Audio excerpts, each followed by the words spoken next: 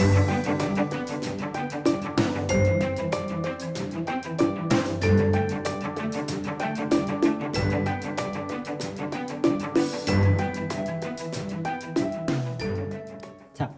다음에 이제 보시면은 뭐 이제 여러 가지 차이점들 쭉 설명을 해놨으니까 여러분이 그 교재를 보시면서 한번 읽어보시기 바랍니다. 뭐 이제 여러 가지 이렇게 쭉 나와 있고요. 자, 다만 이제 제가 몇 가지 차이점을 설명드렸는데 중요한 차이점만 말씀을 드릴게요. 첫 번째 차이점은 아파트에서 결의는 어떻게 이루어집니까? 주로 다 모여서 이루어지는 경우가 없죠. 뭐 동별 대표자 뽑을 때나 규약 개정할 때 어떻게 합니까? 우리 소장님들이 돌아다니시죠. 사인 받죠. 서면에 의해서 결의가 이루어지죠. 근데 서면에 의한 결의를 어떻게 받을까요? 몇 퍼센트 받을까요? 50 이상 받으면 결의가 성립합니다. 근데 집합건물법은 서면으로 결의받는 경우에는 무조건 80이에요. 그러니까 이걸 착각하시는 분들이 있어요. 과반수 서면 결의 받고서 그걸 결의가 성립됐다라고 착각하시는 분들이 있는데 공동주택관리법상으로는 결의가 성립이 되는데 집합건물법상으로는 결의가 성립이 안 돼요. 그거 꼭 기억해 두시기 바랍니다. 자, 또 한 가지는 그 규약 있잖아요. 집합건물법에서는 규약이 성립하기 위해서 어느 정도의 동의가 필요할까요? 75%의 동의가 필요합니다. 4분의 3의 동의가 필요해요. 근데 만약에 서면으로 규약을 동의를 받는다 그러면 몇 퍼센트가 필요할까요? 집합건물법은 서면으로 가면 무조건 80입니다. 80을 받아야 되는 거죠. 근데 공동주택관리법은 몇 퍼센트일까요? 50%입니다. 그래서 그 입주민들의 50% 동의를 받은 것을 집합건물법상의 규약으로 착각을 하시는 분들이 있어요. 네, 그런 건 아닙니다. 그 두 가지 점을 여러분들 꼭, 그러니까 그 공동주택관리법에서는 서면으로 하면 50%가 되지만은 근데 집합건물로 오면은 무조건 서면으로 가면 80%로 가야 된다. 이것 때문에 결의 요건이 충족되지 않는 경우가 있다. 여러분들 이것만 참고해 주시기 바랍니다. 자, 관리주체라는 말을 많이 쓰는데 이 관리주체라는 말 여러분들 많이 혼란스럽지 않으세요? 주체라고 하면은 주인이라는 말로 오해를 하기 쉽죠. 근데 그 공동주택관리법에서 관리주체는 주인이 아닙니다. 어떤 사람이 관리주체냐? 그 위탁관리업체, 위탁관리업자 또는 위탁관리회사 이런 표현을 쓰죠. 그 위탁관리업자가 관리주체가 되거나 책임지고 관리하는 거니까 위탁관리계약의 경우에 자치관리의 경우에는 자치관리기구의 관리사무소장이 그 관리주체가 됩니다. 그 외에 이제 사업주체가 시행사가 의무관리기관에 있는 중에는 그 시행사가 관리주체가 되고요. 이렇게 계약 관계에 의해서 자치관리기구의 관리사무소장은 이제 입주자 대표회의가 채용한 사람, 고용한 사람이 되겠죠. 고용한 분이 되겠죠. 그 다음에 위탁관리업체는 위탁관리계약을 체결한 그런 업체가 되겠죠. 그런 계약에 의해서 집합건물을 관리하고 있는 사람들을 관리주체라고 얘기를 합니다. 근데 그러니까 관리주체는 약간 좀 이제 관리주체 쪽에 종사하시는 분들한테 좀 죄송한 표현이겠지만은 입주자 대표회의의 계약 관계를 통해서 실질적으로 관리 업무를 종사하시는 분들이죠. 주인이 아닌 거죠. 근데 이걸 관리주체라고 표현하다 보니까 마치 관리사무소장님이나 또는 위탁관리업체가 아파트 관리 주인인 것처럼 주체인 것처럼 이렇게 오해되는 그런 측면이 있습니다. 네, 그 부분도 역시 여러분들 꼭 그 위탁관리 계약을 체결한 위탁관리업자 또는 자치관리기구의 대표자, 이제 입주자 대표회의가 고용한 그런 관리사무소장이 관리주체에 해당한다. 이렇게 이해하시면 됩니다. 자, 이제 그 지금까지 말씀드렸던 내용들 중에서 몇 가지 이제 개별적인 집합건물의 유형에 좀 적용을 시켜서 말씀을 드릴게요. 첫 번째, 소규모 공동주택, 이제 비의무관리 대상 공동주택이라고 얘기하죠. 여러분들 비의무관리 대상 공동주택은 어떤 법에 따라서 관리가 돼야 되는지 알고 계시죠? 집합건물법에 따라서 관리가 돼야 됩니다. 그러면은 소규모 공동주택에서 여러분들 집합건물법에 따라서 관리위원회가 구성된 경우 보신 적 있어요? 대부분은 뭐가 구성이 되죠? 입주자 대표회의가 구성이 되죠. 그럼 그 입주자 대표회의는 법적인 근거가 있는 단체일까요? 아닐까요? 여러분 설문조사를 한번 해볼까요? 법적인 근거가 있다. 법적인 이게 효력이 생기는 거 아닌가요? 일단은 제가 법적인 근거가 없다. 네, 잠깐만 이따 말씀을 드리고 다시 한번 여쭤볼게요. 법적인 근거가 없습니다. 왜? 유일하게 법적인 근거가 있으려면 아까 지금 말씀하신 것처럼 입주자 대표회의가 뭐에 따라서 구성이 돼야 돼요? 집합건물법에 따라서 구성이 돼야 돼요. 그러면 뭐 어떻게 되냐면 규약이 먼저 만들어져야 되겠죠. 그러면 그 규약이 몇 %의 동의를 얻어야 돼요? 80%의 동의를 얻어야 되겠죠. 근데 80%의 동의를 얻는 경우들이 간혹 있어요. 왜? 여러분도 모르시지만은 입주 그 관련 서류 작성할 때 작성을 안 해주면 사인 안 해주면 그 거기 직원분이 안 줘요. 키를 안 줘요. 그러니까 막 사인하는데 그 사인 서류 중에는 위탁 관리 계약에 대한 그 계약 동의서나 또는 관리 규약에 대한 동의서도 포함이 돼 있어요. 나중에 이제 저한테 물어보시는데 저 동의한 적 없는데요. 서류 한번 가져와 보세요. 그럼 다 동의했어요. 보면. 그래서 규약은 통과될 가능성이 있어요. 그런데 입주자 대표회의가 구성이 되려면은 그 동별 대표자를 뽑아야 되잖아요. 그러면은 거기서 뽑을 때 그 물론 이제 그 규약에 따라서 요건들이 갖춰져야 되겠지만은 그 규약이 개정되거나 그럴 때는 또 80%의 동의를 갖춰줘야 될 거 아닙니까? 그리고 또 동별 대표자가 되려면은 집합권법상 요건을 갖춰야 돼요. 그 배우자가 되면 안 돼요.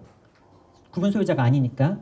그 공동주택법상의 입주자에는 구분 소유자 및 구분 소유자의 배우자, 직계 존비속이 포함되잖아요. 근데 집합권법상의 구분 소유자는 구분 소유자밖에 안 돼요. 그런 법상의 차이점 또는 선거 관련된 규정의 차이점 때문에 입주자 대표회의가 실제로 집합권법상의 요건을 갖추기가 쉽지 않습니다. 그러면 이제 그 소규모 공동주택을 관리할 수 있는 법 규정이 없는 거죠.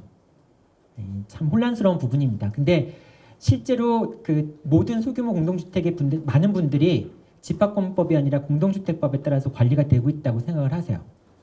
참 이게 문제가 많죠. 근데 이번에 역시 그 부분도 아마 법 개정이 추진돼서 소규모 공동주택의 경우에도 그 공동주택관리법이 적용되도록 그렇게 법 개정이 추진되고 있습니다. 근데 아마 잘 될 것 같긴 한데 좀 갈 길이 멀 것 같긴 해요. 그것도 역시. 자, 계속 넘어가겠습니다. 주상복합 아파트는 누가 관리해야 될까요? 주상복합 아파트는 상가와 공동주택의 입주자들이 다 모여서 총회를 개최해서 관리인을 뽑아가지고 그 관리인이 규약들 만들고 해서 관리가 돼야 됩니다. 그게 원칙입니다. 그런 거 보신 적 있으신 분 한번 손 한번 들어봐 주세요. 제가 보신 적 있어요? 전체 집합건물 관리단이 구성이 돼서 관리위원회가 구성이 된 적 아까 말씀하셨듯이 입주할 때 서면 네. 서면 맞는 거. 그거 가지고 어디 혹시 그 그건 제가 말씀드리겠습니다. 그래요? 있긴 있습니다. 이제 하도 법이 그러니까 변호사분들도 많이 늘어나고 이제 이쪽 분야에 전공하시는 분이 많다 보니까 법에 끼워 맞춰서 이제 하시는 부분들이 많이 있어요.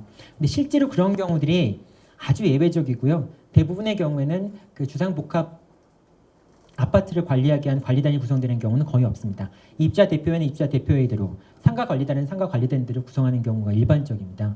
그러다 보니까 늘 이제 다툼이 많이 생기죠. 대표적인 게 이제 전압 문제가 많이 들어옵니다. 전압이라고 하는 게 한전에서 들어오는 전압을 좀 고를 수가 있어요. 가정용 뭐 고압, 저압 뭐 이런 거 고를 수 있는데 그거에 따라서 또 그 가격 차이가 다 달라요. 근데 그걸 들어오는 거를 뭐 같이 들어와서 하면은 뭐 누가 이익이네 그래서 싸우는 바람에 각자 분리해서 계약을 하자느니 뭐 그런 모자 분리라는 말 들어보셨죠? 그런 것도 많이 발생을 합니다. 근데 집합건물법과 공동주택법이 그 소관 부처가 다르죠. 집합건물법은 법무부, 공동주택관리법은 국토부잖아요. 두 부처가 서로 머리를 맞대고서 주상복합을 어떻게 할 건지에 대한 해법을 아직 내놓지 않고 있어요. 그러다 보니까 이 부분도 참 어려운 부분이긴 합니다. 이것도 이제 서서히 조금씩 연구가 되고 있고요. 이제 우리만의 해법을 제시할 수 있는 그런 상황이 전개가 되고 있긴 합니다. 자, 단지 관리 같은 경우에는 단지는 이제 전체적으로는 입주자 대표회의가 관리를 하죠. 근데 여러분들 아파트 입구 쪽에 보면은 복리시설이라고 들어보셨죠? 복덕방 있고 부동산 있고 그다음에 학원 같은 거 있는 복리시설 있죠. 이건 집합건물입니다. 그래서 이건 집합건물 관리단이 관리를 하고 나머지 부분들은 입주자 대표회의가 관리를 합니다. 이렇게 하면 문제는 없겠죠. 근데 어떤 문제가 생길까요? 대지는 모든 사람들이 같이 공유를 해요. 그럼 대지를 어떻게 관리할 건지에 대한 문제가 생기잖아요. 근데 그것도 법 규정이 없어요. 어떤 경우가 대표적인 경우냐? 여기다가 아파트 입구에다 차단기를 설치를 해요. 그래서 상가 이용 차량들은 출입 금지 이런 식으로 해놓습니다. 대지 관리를 하면서. 그럼 상가 쪽 구분 소유자들은 억울할 거 아니에요. 근데 그걸 어떻게 해결할지에 대한 그런 그 법들이 없어서 그냥 국민들이 알아서 해결하고 있습니다. 이것도 역시 좀 한심한 상황이긴 하지만은 더 좋아질 거라고 생각합니다. 자, 그 다음에 대규모 점포자는 얼마 전에 유통산업발전법이 개정이 됐죠. 제가 이제 이 부분에 좀 관심을 많이 갖고서 법 개정을 직접 그 규정들을 만들었습니다. 네, 그래서 이제 지금은 대규모 점포 관리자들이 공동주택 관리법처럼 상세하게 관리에 관한 통제를 받아요. 다만 이제 이 대규모 점포 관리자가 어떻게 구성될 것이냐라고 하는 부분은 아직 그 유통산업발전법에 규정이 돼 있지 않습니다. 그래서 이 부분도 산자부 쪽랑 얘기를 해서 앞으로 이제 점차 이 공동주택 관리법처럼 여기 있는 상인들이나 또는 구분 소유자들이 주인이 돼서 대규모 점포 관리자를 구성할 수 있는 그 길을 열어주도록 노력을 하고 있는데 지금 이 법이 만들어진 지가 얼마 안 됐거든요. 2년 정도밖에 안 됐거든요. 한 3, 4년 정도 지나면은 다시 다음 단계로 이제 그 구성 자체에 대해서 좀 법을 더 좋게 만들기 위한 노력들이 진행이 될 것 같습니다. 여러분이 3, 4년이라고 말씀을 드렸는데 3, 4년이 길어 보이나요? 개인분들한테는 또 긴 시간이죠. 근데 법이 변하는 시간이면 3, 4년이면 엄청 짧은 시간입니다. 제가 이제 이쪽 분야에서 10년 이상을 이제 연구를 해오고 있는데 10년이면 되게 긴 시간처럼 느껴지잖아요. 돌아보면은 되게 짧은 시간에 엄청난 변화를 겪었어요. 법이 변화하는 거는 그 우리 개인적인 삶하고는 좀 차원이 다릅니다. 법이 우리가 하루하루를 살아간다고 얘기하면은 법은 한 달, 1년을 살아간다라고 얘기를 할 수 있어요. 그만큼 규모가 크니까. 그래서 여러분이 안 바뀐다, 참 예전이랑 똑같다라고 말씀을 하시지만은 사실은 그렇지 않습니다. 시간의 흐름을 두고서 법이 더 좋게, 더 잘 바뀌어가고 있는 그런 중입니다. 다만 여러분들이 이제 피부로 느끼시지 못하는 그런 상황이긴 합니다. 자, 시간이 많지 않으니까 그냥 좀 간단하게 넘어가겠습니다. 전유 부분과 공용 부분이 있는데요. 여러분이 이제 그 전유 부분은 내가 써야 할 수 있는 부분이고 공용 부분은 함께 쓰는 부분이잖아요. 그 중에서 가장 많이 문제되는 게 어떤 부분일까요? 몇 가지만 말씀을 드릴게요. 현관, 문하고 창, 이거는 뭘까요? 현관, 문하고 창은 우리나라 공동주택법에서는 전유 부분으로 취급을 합니다. 근데 일본에서는 공용 부분으로 취급을 해요. 그리고 우리나라 그 집합건물 표준규약에서는 전용 사용권이 설정되어 있는 공용 부분이라고 얘기를 합니다. 약간 좀 보는 시각이 다르죠. 근데 아무래도 관행적으로 우리나라에서는 창, 문과 창틀, 현관, 문과 창, 문짝, 문틀 이 부분을 다 전유 부분으로 바라보는 게 일반적인 시각인 것 같습니다. 그래서 약간 좀 그 법과 규약마다 차이가 좀 있지만은 그렇게 보시면 될 것 같고요. 그 다음에 발코니, 베란다라고 얘기하는 게 발코니거든요. 이 발코니는 일반적으로 그냥 지금은 전유 부분처럼 돼 있죠. 다 이제 확장 공사를 해버리니까. 근데 원래는 저도 지난주에 캐나다를 갔다 왔는데 그 외국 서양에 보면은 다 이렇게 난간만 있고 다 나와 있어요. 거기서 사람들이 이제 일광욕도 즐기고 커피도 마시잖아요. 그런 공간이기 때문에 그건 전유 부분이 아니라고 봅니다. 전통적으로는. 우리나라는 어느 순간서부터 저도 어렸을 때는 그랬어요. 근데 어느 순간부터 이게 자꾸 그 전유 부분이 앞으로 나오더니 벽으로 둘러싸여 버리더니 나중에는 이제 이 샤시까지 다 해서 완전히 전유 부분이 돼버렸죠. 지금은 이제 1.5 넘는 부분은 과세까지도 됩니다. 그래서 지금은 사실상 확장되는 정도의 베란다라고 한다면은 발코니라고 한다면은 그건 전유 부분의 일부라고 봐야 되는 게 맞는 것 같습니다. 자, 그 다음에 천장 텍스는 이거는 이제 약간 전문적인 내용이니까 넘어갈게요. 배관이라고 하는 건데 계량기까지는 공용 부분이라고 얘기를 합니다. 근데 계량기 이후부터는 전유 부분이라고 얘기를 해요. 그래서 지금은 이제 장기수원 충당금이라든지 그런 규정이 있으면은 그 계량기까지는 다 공용 부분으로 해서 교체가 되는 그런 상황입니다. 자, 그 다음에 그 면적 같은 건 이제 넘어갈게요. 요것만 여러분들 상식적으로 한번 그 들어두세요. 아파트의 경우에는 그 보통 분양 계약서에 뭐가 많이 쓰이냐면은 주택 공급 면적이 많이 쓰입니다. 주택 공급 면적이란 게 뭐냐면은 주거 전용 면적에다가 계단이나 복도의 면적이에요. 거기서 뭐가 빠질까요? 기타 공용 면적이니까 단지 공용 면적이니까 주차장 같은 게 빠집니다. 근데 그 외의 집합 건물은 두 가지밖에 안 돼 있어요. 전용 면적과 그 다음에 공용 면적, 나머지 공용 면적밖에 없어요. 그러다 보니까 이게 분양 면적이 돼요. 근데 아파트는 이 주택 공급 면적이 분양 면적이 돼요. 그러다 보니까 같은 분양 면적이면 뭐가 더 넓을까요? 당연히 아파트가 더 넓을 수밖에 없죠. 왜냐하면 단적으로 얘기하면 뭐가 빠져요? 아파트에서는 주차장이 빠지는데 그 밖에 오피스텔이나 그런 거에는 주차장이 들어가잖아요. 그러니까 더 좁게 느껴질 수밖에 없죠. 같은 면적이라고 한다면은 뭐 이런 면적 부분에 대한 내용들도 같이 기억해 두시면 될 것 같습니다. 그리고 또 한 가지는 이제 그 공동주택하고 아닌 거의 차이는 공동주택은 전유 부분의 면적을 산정할 때 안목 치수를 내요. 이렇게 내집 부분을 산정을 합니다. 근데 공동주택이나 오피스텔 이외의 경우에는 중심선 치수를 사용을 해요. 근데 중심선 치수를 사용을 하지만은 요만큼 벽은 이용할 수 있을까요? 없을까요? 이용 못 하잖아요. 그러니까 이렇게 면적을 설정할 때보다 저렇게 면적을 산정할 때 이때가 더 크게 나오겠죠. 근데 사실은 쓸 수 있는 부분은 이쪽 부분은 못 쓰는 거죠. 벽이니까.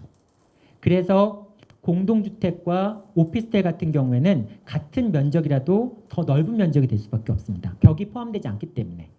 근데 이제 그 외의 주택들은 중심선 치수를 사용하기 때문에 면적이 더 넓어 보이죠. 근데 사용할 수 있는 부분은 더 좁습니다. 이게 연역적인 이유 때문에 그런 부분이 있습니다. 이제 이런 부분들도 여러분들 상식적으로 기억해 두시면 나중에 이제 그 면적 산정하는 부분에서 좀 도움이 될 수 있을 것 같습니다.